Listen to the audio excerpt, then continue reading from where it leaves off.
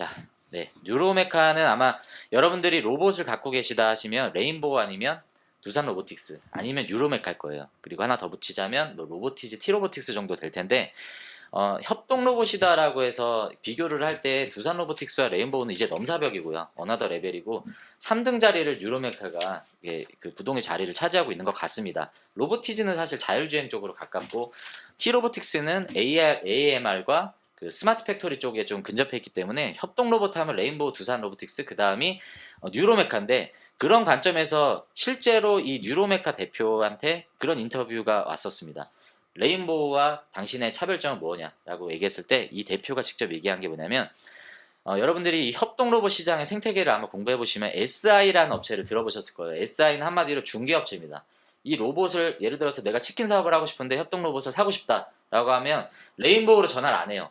그 중개업체를 SI 업체를 통해서 이 기계를 공급받고 SI 업체는 이 치킨 사업자가 이런 시스템을 원한다라고 해서 그것을 발주를 넣는 그런 이제 SI 업체가 굉장히 생태계에 껴있는데 뉴로메카가 갖고 있는 차별점은 토탈 솔루션이에요.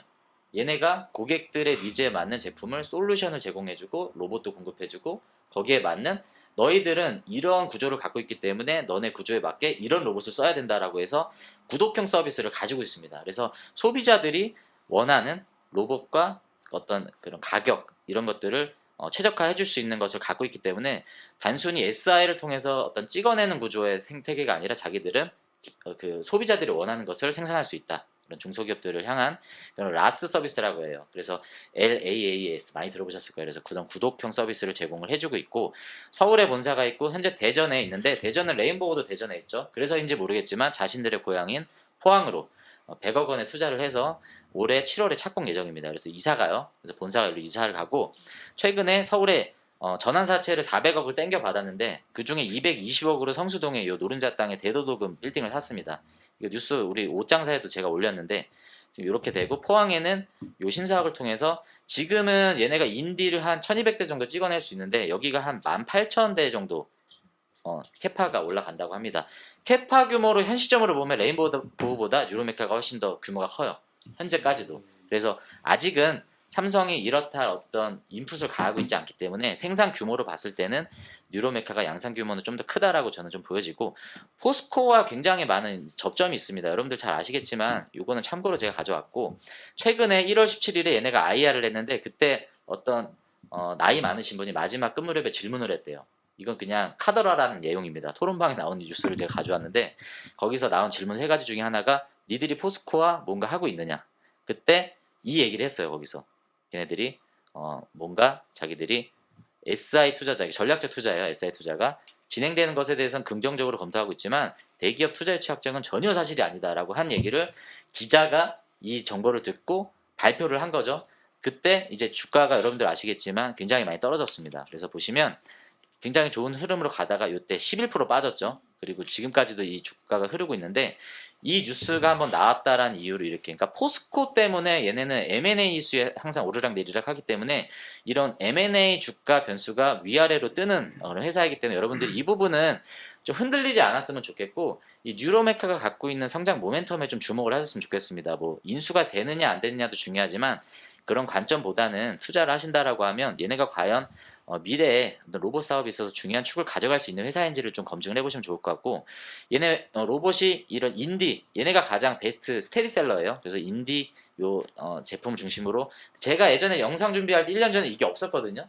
새로 생긴 것 같아요. 이 누리 C 시리즈와 되게 여리여리하게 생긴 얘가 E 시리즈 얘는 되게 민첩하고 정밀한 어떤 그런 협동 로봇으로 가벼운 물건을 좀 빨리 정교하게 할 수 있는 이런 E 시리즈가 새로 나온 것 같고 얘네는 산업용 로봇과 협동 로봇을 퓨전한 애입니다. 그래서 산업용 로봇은 이게 배리어가 필요한데 협동 로봇은 필요 없다라는 장점이 있지만 느리잖아요. 그래서 산업용 로봇이 갖고 있는 빠름과 협동 로봇이 갖고 있는 협동성 이런 것들을 합친 아이콘을 가지고 있고 또 AMR도 얘네가 만들고 있습니다. 그래서 자율주행 할 수 있는 이런 것도 갖고 있고 델타 로봇 물류 자동화를 통한 이런 로봇을 갖고 있고요.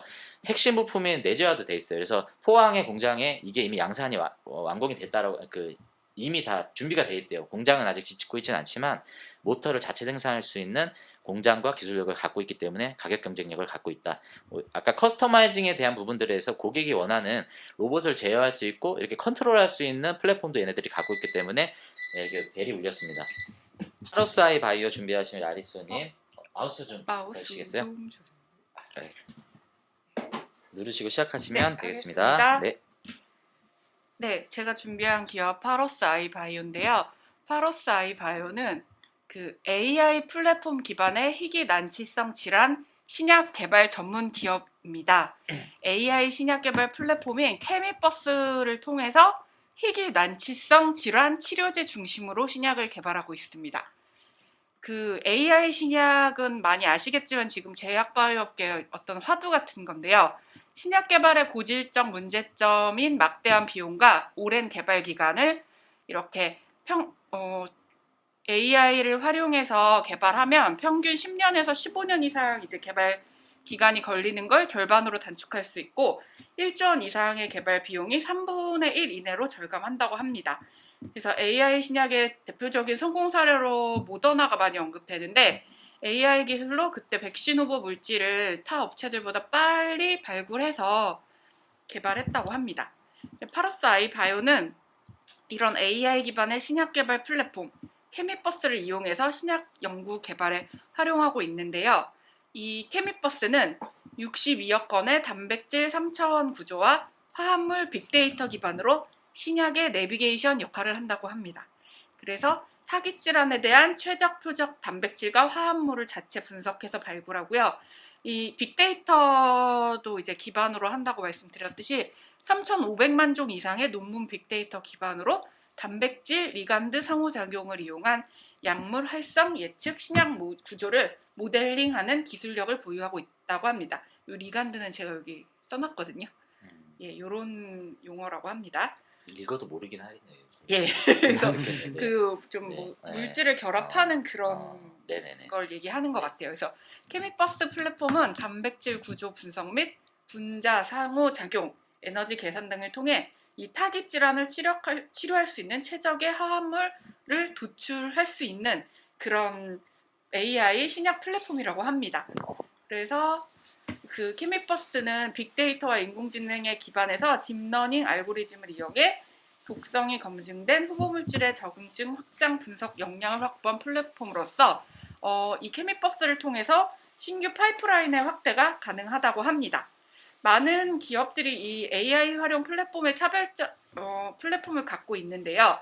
좀 차별점이라고 이건 그 대표가 나와서 인터뷰를 한 내용 중에서 발췌한 건데 대용량 초고속 화합물 탐색 기술을 가지고 있고 90년대부터 크레이의 슈퍼컴퓨터를 활용해서 단백질 시뮬레이션 연구와 CADD 기술, AIDD에 이르는 오랜 경력과 노하우를 보유하고 있다고 합니다. 그래서 이게 사실 무슨 기술인지 제가 자세히 모르겠지만 어쨌든 90년대부터 이렇게 경력과 노하우를 보유하고 있다. 이런 게 이제 타 플랫폼과의 차별점으로 얘기를 하고 있더라고요.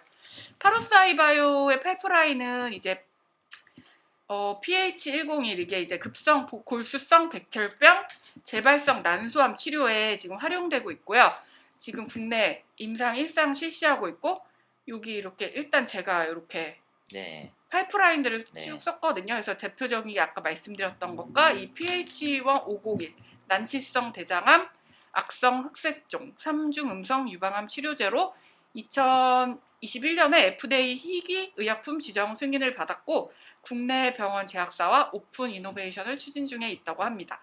그리고 아까 PH1201은 그 2022년 4월에 유관영앤과 공동 연구 기술 이전 계약을 체결했다고 합니다.